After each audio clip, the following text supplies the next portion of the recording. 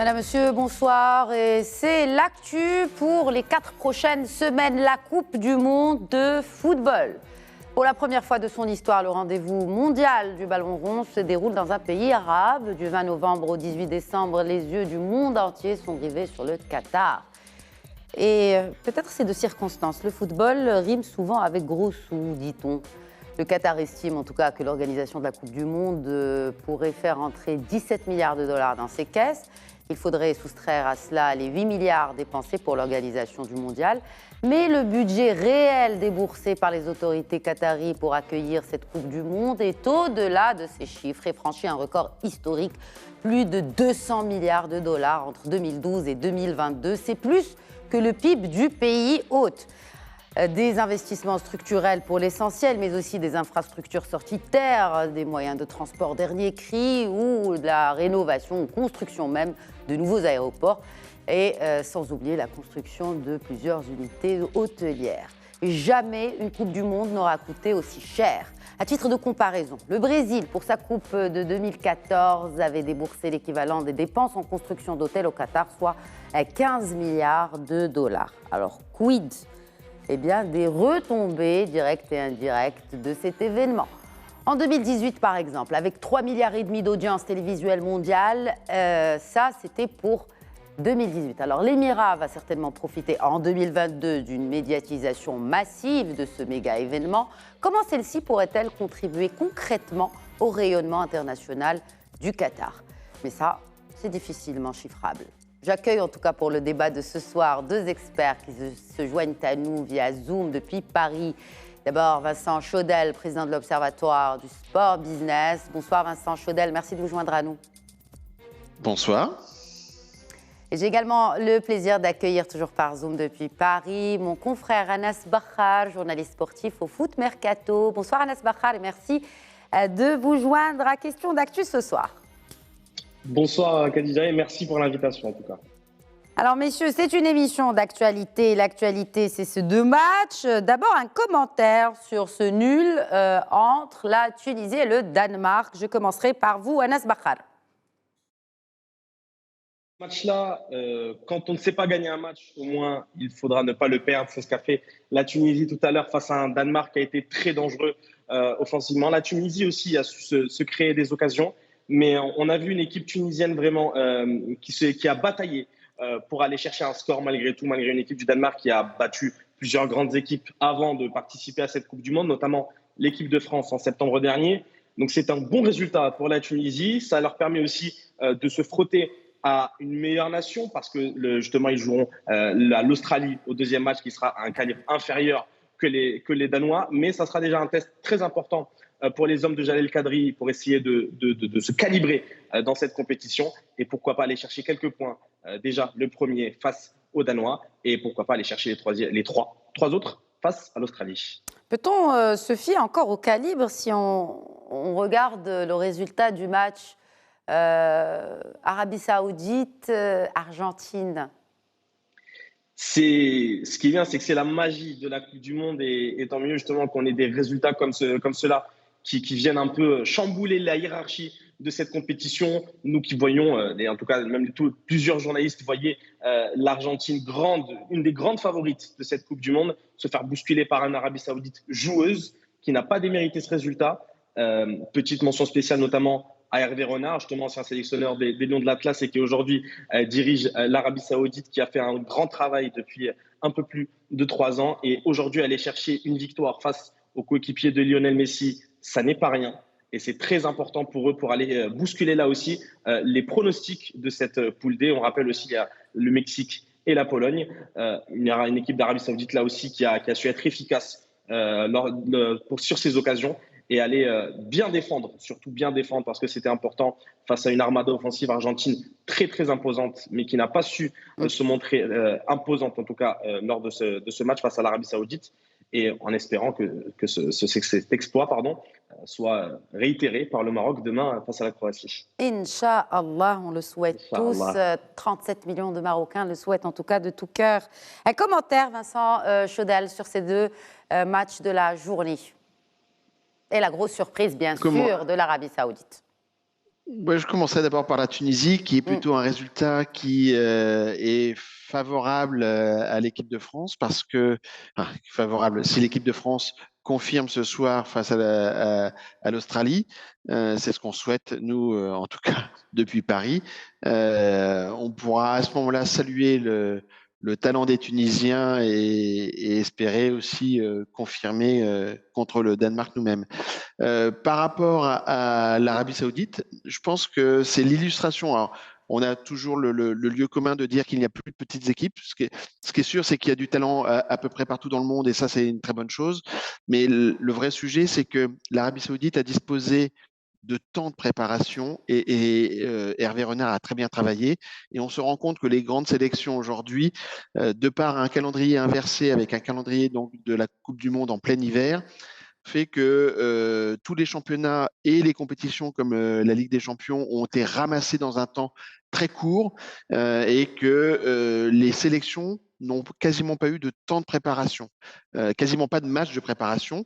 Et donc, les grosses équipes comme l'Argentine potentiellement, et j'espère pas la France, devraient monter en puissance, sauf qu'elles pourraient très bien se faire sortir parce qu'elles n'ont pas été performantes sur le premier ou le deuxième match. Donc c'est ça que ça nous dit qu'aujourd'hui les écarts de talent se réduisent au niveau des groupes des équipes, et que la préparation peut être favorable à certaines équipes comme l'Arabie Saoudite. Alors, elle n'a pas été favorable, ou en tout cas ce temps de préparation n'a pas été favorable pour l'équipe du pays hôte, le Qatar.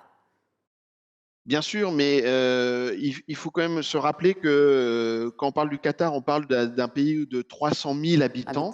Ouais. Il y a de 300 000 nationaux, je veux dire qataris, là où on parle de l'Arabie Saoudite, où on a plus de 20 millions. Donc, à un moment donné, il y a un effet nombre qui va jouer sur le talent domestique. Et même si l'équipe du Qatar a pu préparer, et en plus, non seulement il y a la préparation, mais il y a la pression. C'est certainement un match qui était très compliqué pour la jeune équipe qatari, équipe qui a gagné quand même le championnat d'Asie en 2019. Donc, il y a du talent, ça travaille, mais c'est peut-être trop de pression pour cette jeune équipe. Alors, parlons business à présent. Parce que je le disais en introduction, généralement, quand on parle de foot, on parle de beaucoup d'argent. Alors, temps de préparation pour les joueurs et aussi temps de préparation pour le pays hôte. Anas Bakhar, c'est depuis 2010 que le Qatar se prépare et il y a mis de gros moyens. On parle de 200 milliards de dollars déboursés. Bon, bien sûr, il y a des investissements structurels qui vont durer après cette Coupe du Monde, mais c'est quand même un chiffre énorme. Ça dépasse, comme je le disais, le PIB, le PIB du pays qui est autour de 180 milliards de dollars. Est-ce que c'est vraiment la Coupe du Monde de la démesure, comme le disent certains observateurs? Je ne pense pas, parce que le Qatar veut utiliser cette Coupe du Monde-là comme une vitrine pour son pays, justement, essayer de mettre le maximum d'infrastructures, le maximum d'investissements dans son pays pour montrer au monde que le Qatar est un pays musulman moderne, notamment en termes d'infrastructures. Et l'argent n'a jamais vraiment été un problème pour l'Émirat, parce que, on le rappelle justement, en 2010, donc il y a eu l'attribution de la Coupe du Monde au Qatar en 2022. Une année plus tard, le Qatar rachète le Paris Saint-Germain, en tout cas 70% d'abord en 2011, avant de racheter les 30% restants l'année suivante. Et c'était le but principal de l'Émirat et de l'Émir, c'était de se montrer comme une puissance montante du football, de la culture footballistique, et aller justement rendre le Paris Saint-Germain comme l'un des meilleurs d'Europe. C'est le cas, puisque aujourd'hui le Paris Saint-Germain fait partie non seulement a été champion de France 8 fois sur 10 depuis le rachat du Paris Saint-Germain. En Ligue des Champions, c'est un club toujours nommé parmi les favoris. En même temps, il avait toutes les chances pour gagner tous ces championnats, avec des grosses pointures que s'est payé le club parisien. Bien entendu, justement, les championnats n'ont jamais été un problème, la Coupe de France non plus. Mais l'objectif principal du Paris Saint-Germain, en tout cas version Qatari, est de remporter la Ligue des Champions. Objectif pour le moment qui n'a pas été, relevé par de nombreux entraîneurs aussi qui sont passés, de nombreux directeurs sportifs. Il y a eu beaucoup de chamboulements, notamment l'été dernier avec l'arrivée non seulement d'un nouveau directeur sportif et d'un nouvel entraîneur. Mais ces investissements-là qui ont été faits justement, notamment sur rappel l'achat de Neymar en 2018 où on le paye 222 millions, le Qatar ne se dit pas que je vais le rentabiliser, c'est 222 millions pour permettre au Paris Saint-Germain d'aller à chercher son objectif là qui est de remporter la Ligue des Champions. Maintenant que la Coupe du Monde 2022 est arrivée, je pense que le Qatar se met pas un peu plus en retrait, mais va céder quelques parties justement du club. Il y a la rumeur qui a été confirmée par le président du Paris Saint-Germain, Nasser Al-Khelaifi, qui a dit qu'un investisseur américain va justement acheter quelques parts du Paris Saint-Germain parce que l'objectif a été réussi, rendre le Paris Saint-Germain une vitrine du Qatar et de l'importance que donne le Qatar au football, et avec cette Coupe du Monde-là, justement, confirmer cet intérêt qu'a le Qatar pour utiliser le football comme une sorte de soft power. C'est un peu justement ça, aller investir dans le football et se faire une place dans le monde du sport pour les prochaines années. En tout cas, on pourrait quand même rappeler que cette organisation de la Coupe du Monde a créé le débat, Vincent Chaudel, avec tout ce budget phénoménal qui a été déboursé. Vous pensez que le Qatar est parti du bon pied pour justement rayonner à l'international et justement pour se faire une place sur la scène mondiale du foot, du moins, et puis plus largement diplomatique et aussi économique, puisque ce sont des investissements qui sont censés drainer d'autres investisseurs, en l'occurrence vers cet émirat, vers ce pays. Alors, il y a plusieurs dimensions dans votre question. La première dimension, c'est qu'effectivement, les montants qui peuvent paraître disproportionnés, les 220 milliards de dollars exactement pour cette organisation, eh bien, c'est un élément qui, comme le précisait Anas et vous-même, on est sur un État qui jusqu'ici était mono-industrie, qui tirait son économie uniquement des richesses liées au gaz. Là, il profite de cet événement. Moi, j'explique toujours qu'une Coupe du Monde ou des Jeux Olympiques ne sont pas là pour gagner de l'argent, mais pour gagner du temps dans la transformation d'un État ou d'une ville. Londres a utilisé les JO de 2012 pour transformer tout l'Est de sa ville. Paris va utiliser les JO de 2024 pour transformer tout le nord de Paris. Et le Qatar utilise la Coupe du Monde pour se développer un autre pilier de l'économie qui est le pilier de l'industrie du tourisme. C'est-à-dire qu'en fait, après la Coupe du Monde, le Qatar va pouvoir concurrencer notamment Dubaï en termes de tourisme, du tourisme de luxe, mais du tourisme quand même. Donc, grâce à cette Coupe du Monde, il multiplie par 4 sa capacité de chambres d'hôtel, par exemple, son aéroport, etc. Donc, on voit qu'il y a une dimension économique par rapport au pays. Après, la dimension, ce qu'évoquait Anas de soft power, eh bien, on est sur un État qui est né en 1971, qui est le dernier né de cette région-là. Et donc, il utilise le sport pour exister sur la planète, exister sur la carte. Et c'est pour ça que, quoi qu'on en dise, cette Coupe du Monde est déjà réussie pour le Qatar, parce que quoi qu'il arrive, ça sera la première, peut-être l'unique Coupe du Monde en plein hiver, et ça sera la première, peut-être l'unique Coupe du Monde dans le monde arabe. Et donc, par rapport à ces deux éléments-là, et puis au fait qu'il y avait 3,5 milliards, vous l'avez évoqué tout à l'heure, de téléspectateurs pour la Coupe du Monde de 2018, on pourrait atteindre jusqu'à 5 milliards, ou au moins passer la barre des 4 milliards pour la Coupe du Monde de 2022. Et évidemment que ces 4 milliards de personnes qui vont regarder cette Coupe du Monde, ils vont la regarder par rapport au Qatar et on va leur montrer une carte et situer le Qatar dessus.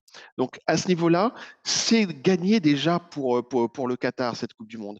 Maintenant, le Qatar se serait bien passé toutes les polémiques, j'imagine, qui ont entouré cette compétition. Et en fait, ce qui me semble intéressant, et probablement que vous en avez parlé au Maroc, mais la Ligue arabe, qui est rarement d'accord sur grand-chose, la semaine dernière est sortie du bois pour pointer du doigt toutes les campagnes de dénigrement qu'il y avait autour du Qatar par rapport à un pays hôte du monde arabe.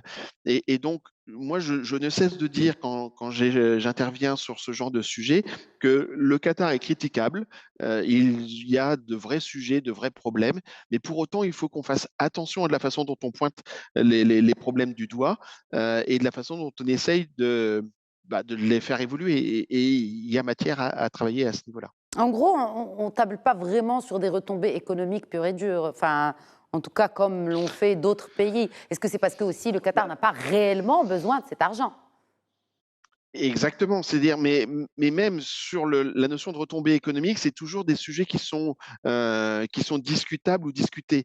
Là, clairement, et je reviens sur ce point-là, c'est que pour moi, ce genre d'événements ne sont pas là pour gagner de l'argent, mais pour gagner du temps dans la transformation d'un pays, du temps dans la transformation d'une région et autre. Par exemple, la Coupe du Monde et les Jeux Olympiques au Brésil ont permis au Brésil de dire maintenant, nous ne sommes plus un pays en voie de développement, nous sommes un pays développé. Hmm. Et donc, on a une autre ambition. Maintenant, si on veut regarder exactement si le Brésil a gagné de l'argent ou perdu de l'argent sur ces deux compétitions, il y a débat. Il y a débat, en effet, absolument. Anas Bahar, bon, vous avez parlé tout à l'heure d'une vitrine.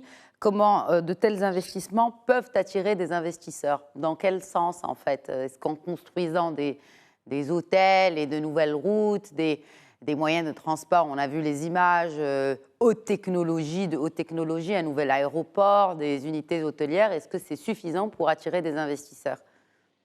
C'est sûr que déjà, cette Coupe du Monde permettra au Qatar de les faire, comment dire, de se détacher de leurs clichés. Il y a beaucoup de stéréotypes justement autour du Qatar et notamment autour des pays du Moyen-Orient. Cette Coupe du Monde va permettre aux gens, aux journalistes, aux supporters du monde entier de voir une vision différente du monde arabe et notamment du Qatar, parce que malheureusement, par exemple, si je parle du cas de la France, quand on parle du Qatar, on a souvent en tête juste les tours ou par exemple les courses de chameaux. Mais à côté de ça, le Qatar se crée justement une économie de plus en plus florissante et justement qui essaie d'utiliser cette Coupe du Monde-là comme vitrine, comme vous l'avez dit, et ça leur permet d'avoir la visibilité pour des particuliers qui souhaiteraient venir au Qatar, qui n'avaient jamais eu en tête le Qatar comme un pays touristique, comme le sont par exemple les Émirats arabes unis comme pays voisins. Et ça sera déjà un pas de fait par l'Émirat justement dans cette situation, et même en termes de visibilité. Juste pour donner un titre d'exemple, Vincent parlait tout à l'heure des droits télé. Si on prend par exemple le cas de la France, à titre de comparaison, le match d'ouverture de l'édition 2018, c'est entre la Russie et l'Arabie Saoudite, avait attiré 3,8 millions de téléspectateurs. Celui-ci, Qatar-Équateur, qui n'est pas vraiment un calibre supérieur en termes de niveau de football, a attiré 5,3 millions de football. Donc finalement, même toutes ces polémiques-là, tout ce bad buzz qu'on pourrait dire autour du Qatar, a créé quand même de la curiosité, en tout Surtout cas en France, ouais. chez les Français, pour leur permettre de voir qu'est-ce qu'est vraiment le Qatar, parce qu'on en parle depuis des années à travers le Paris Saint-Germain. Là maintenant, on en parle à travers la Coupe du Monde, et c'est une vitrine très importante pour leur permettre d'essayer de dédiaboliser l'image qu'on leur donne, en tout cas dans les médias occidentaux, depuis déjà plusieurs mois. Justement, puisque vous parlez d'audience et d'audimat sur le premier match, quand même un audimat assez important pour la France, qu'en est-il? Est-ce qu'on a déjà des chiffres, Vincent Chaudel, sur combien de personnes dans le monde ont suivi ce premier match, mais aussi les autres?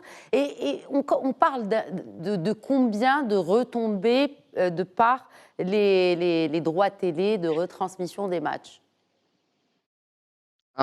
Si on prend le cas de la France, le sujet du boycott, comme l'a pointé du doigt Anas, ça a été un sujet de bad buzz et surtout de récupération politique. Et on voit, ne serait-ce que par l'audience du match Qatar-Équateur, mais aussi on pourrait prendre rien que l'annonce de Didier Deschamps de sa liste de joueurs a fait 7 millions de téléspectateurs sur TF1. Et donc on se rend bien compte qu'il y a un décalage entre ce que peuvent dire les hommes et les femmes politiques et la position du grand public lui-même. Et donc, c'est ça qu'il va falloir regarder. Ce soir, moi, je pense qu'on va avoir entre 10 et 12 millions de Français qui vont regarder ce match contre l'Australie, et ce qui sera la démonstration que il n'y a pas de boycott au niveau des fans. Seulement, il y a un vrai sujet pour les diffuseurs.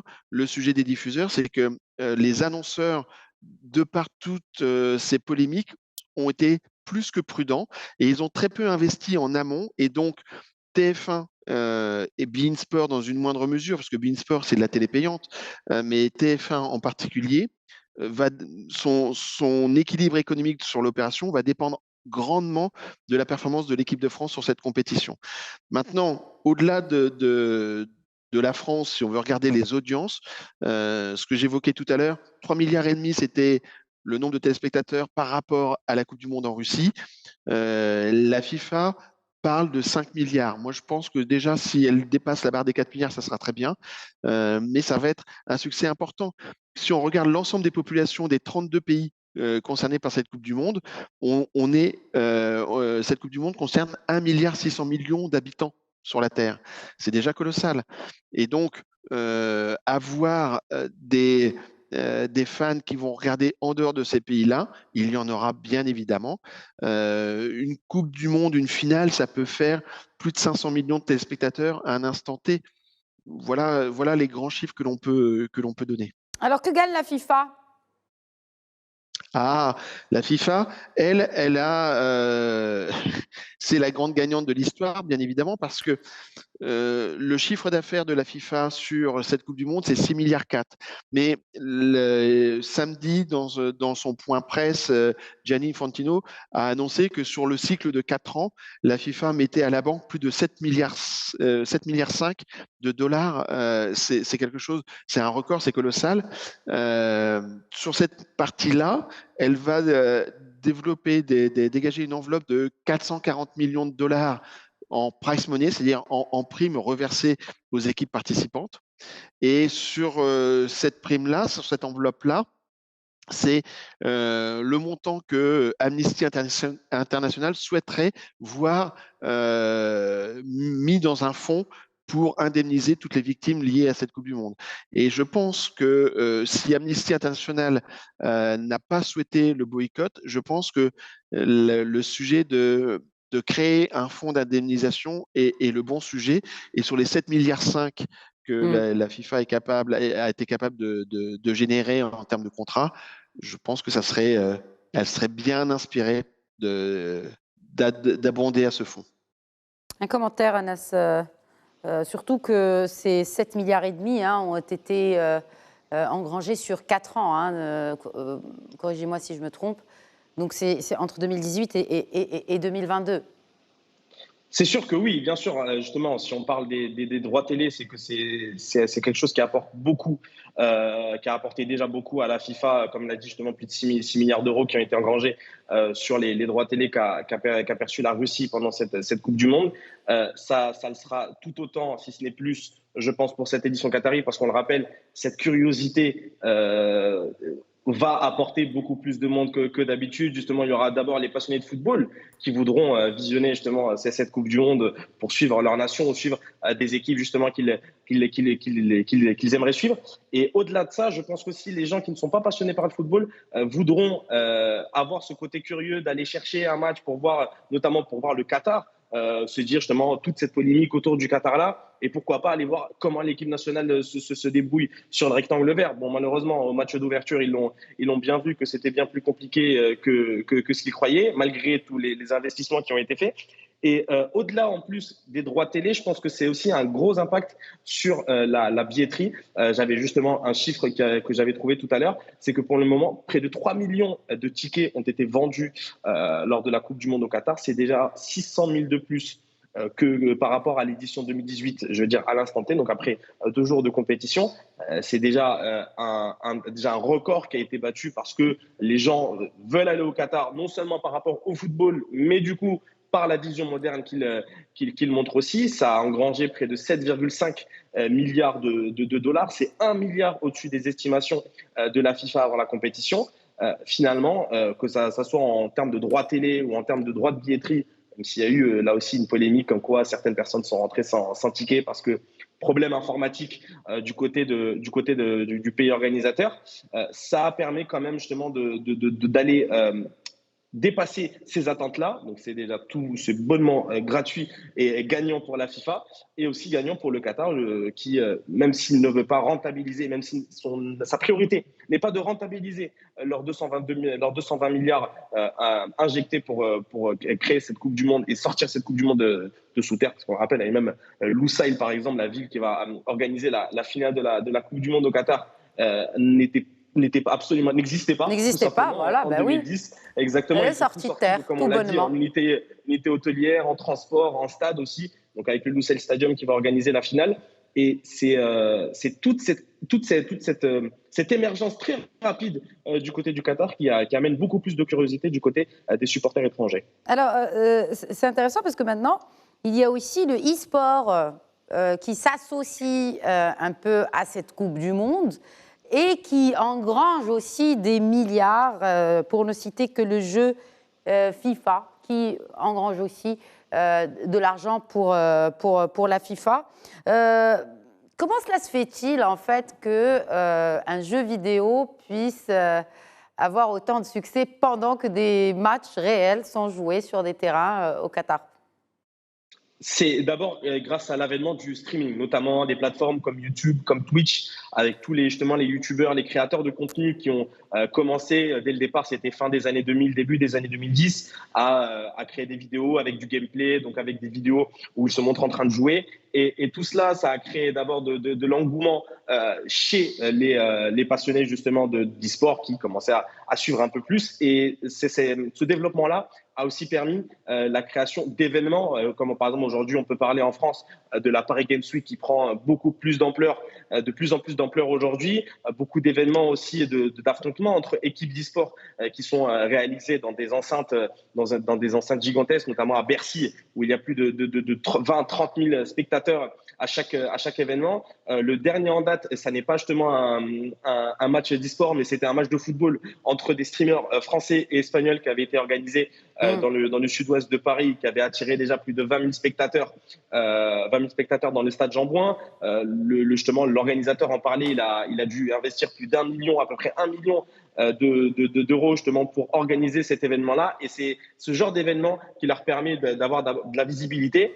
Et en ce qui concerne en tout cas le jeu FIFA qui va se détacher en plus de la FIFA à partir de l'année prochaine, le FIFA 23 à partir de l'année prochaine s'appellera EA Sports, EA Football pardon, de mémoire, ou EA Sports, ça va changer de nom.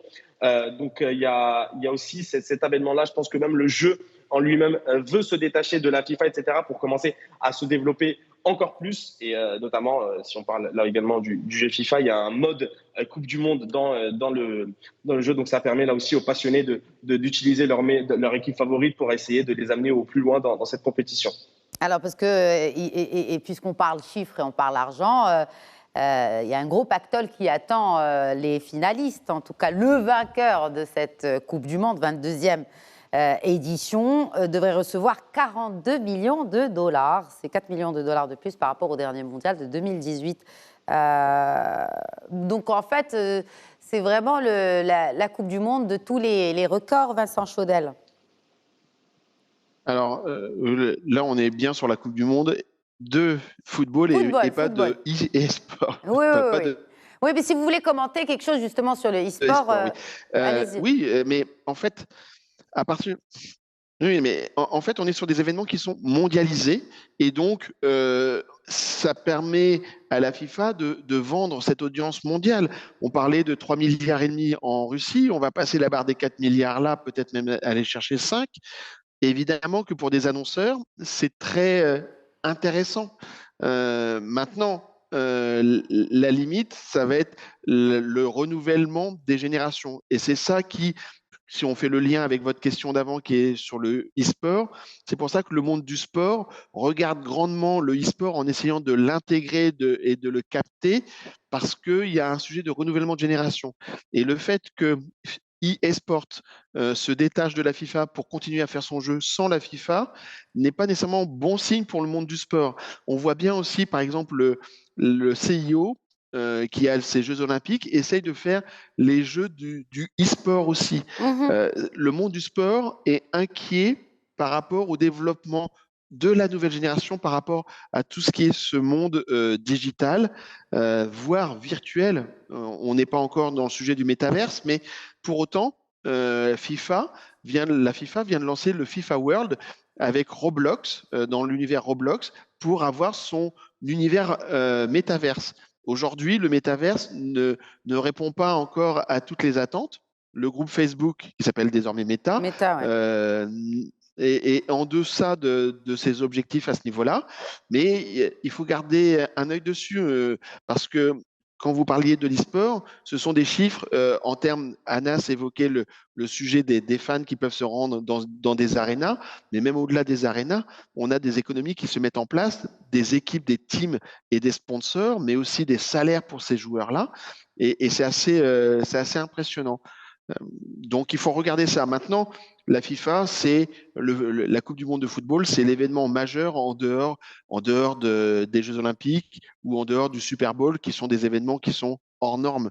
On peut pas comparer, ou on peut difficilement comparer ce genre de compétition avec d'autres championnats du monde. Oui.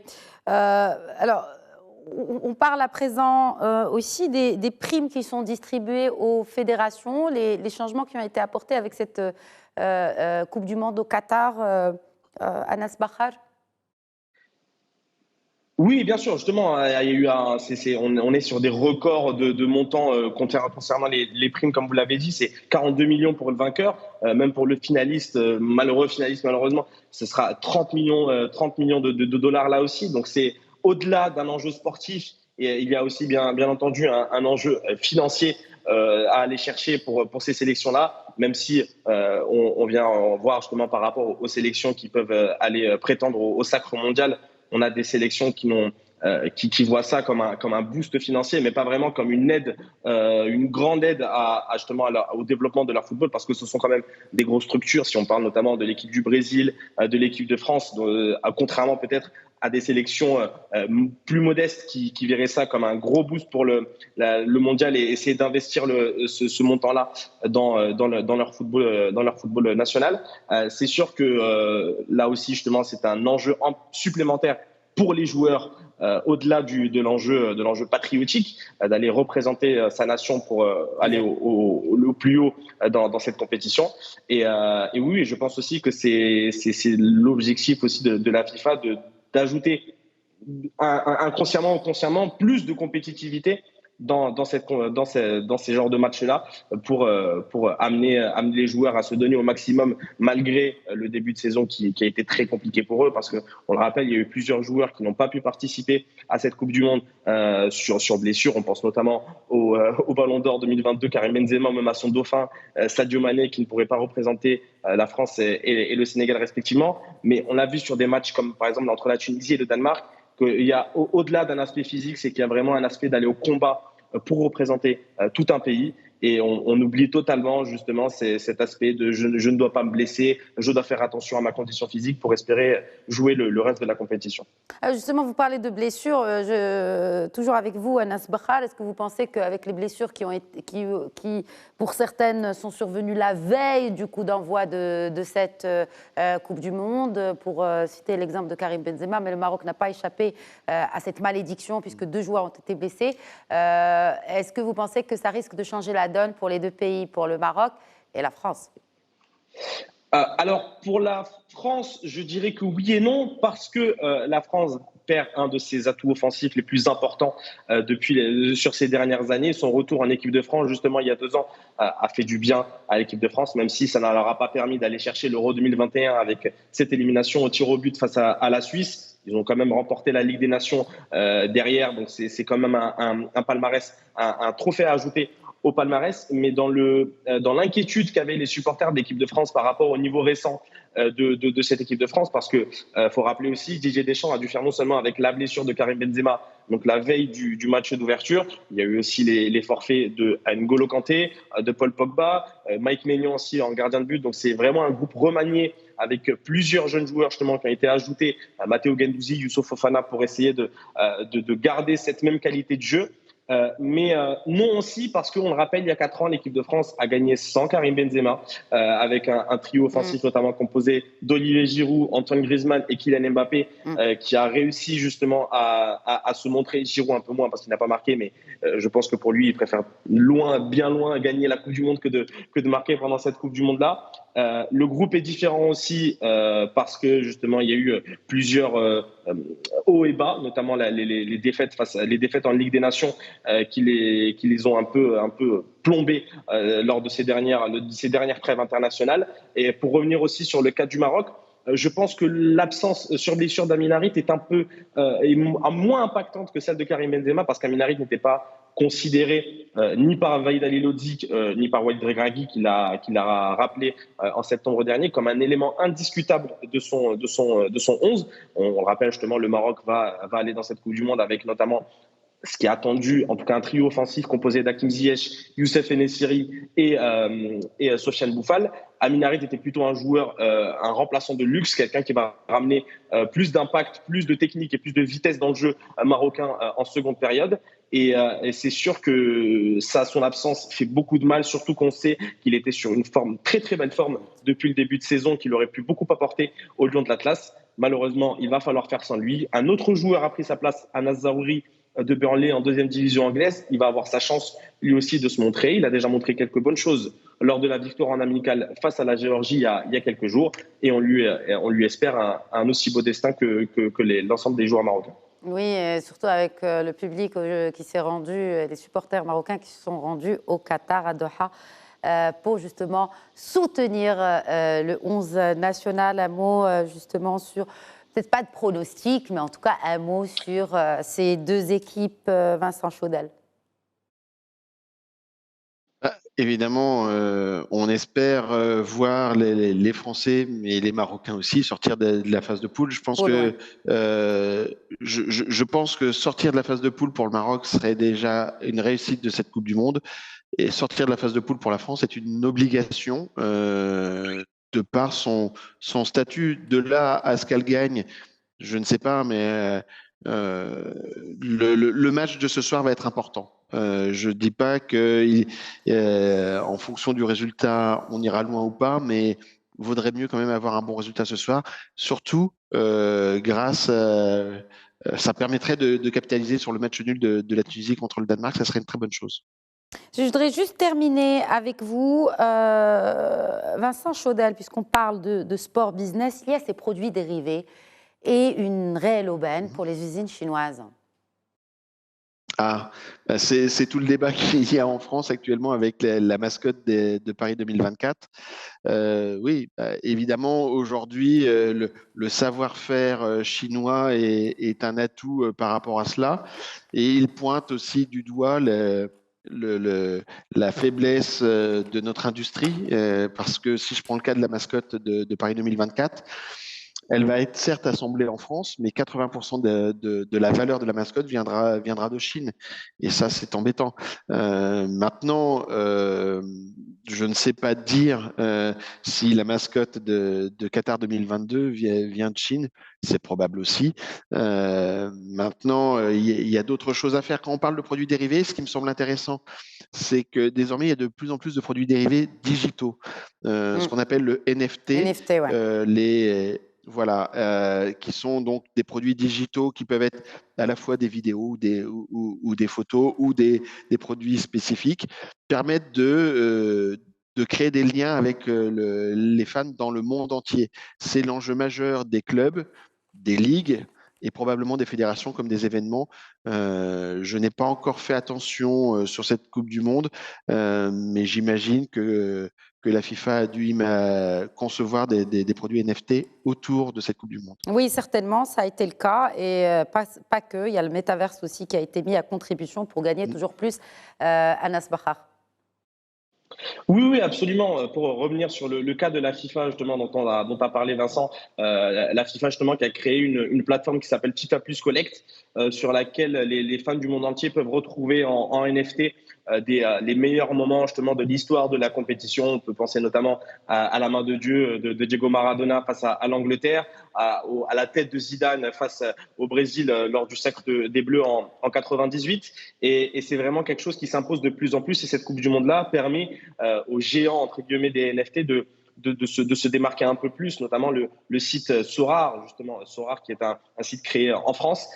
C'est un site de collection de cartes de football et ces cartes-là, justement, dont la valeur fluctue en fonction des performances des joueurs sur le rectangle vert. Ça s'est développé encore plus parce qu'ils ont créé un mode Coupe du Monde et donc de plus en plus de personnes jouent à ce jeu-là. Il y a aussi leur image aussi de ce site-là. Ils ont comme ambassadeur Kylian Mbappé et Lionel Messi, ce qui leur permet là aussi de vraiment s'étendre au niveau mondial. Et pour parler du métaverse aussi, le métaverse qui prend de plus en plus d'ampleur dans le monde du football, non seulement il y a quelques mois, la Serie A, la Ligue italienne a profité du métaverse pour diffuser un match de football. C'était une première mondiale, un match entre l'AC Milan et la Fiorentina en mai dernier. Là, aujourd'hui, c'est la Chine qui utilise justement le métavers pour pouvoir diffuser des matchs de cette compétition.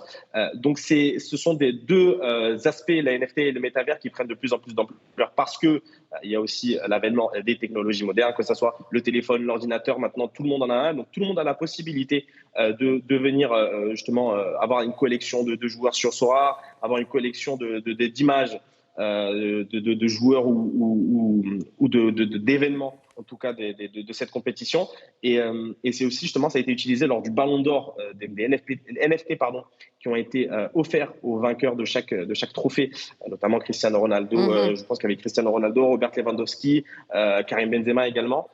Donc, pour que ça prenne autant d'ampleur, ça veut dire qu'on sait que cette collection-là va leur permettre d'aller dans le monde entier, et notamment grâce à une monnaie qui est internationale aussi, la crypto-monnaie. Bon, il y en a plusieurs, bien entendu, mais ça leur permet aussi de passer ces frontières-là des devises qu'on pourrait connaître justement avec l'euro, le dollar, etc.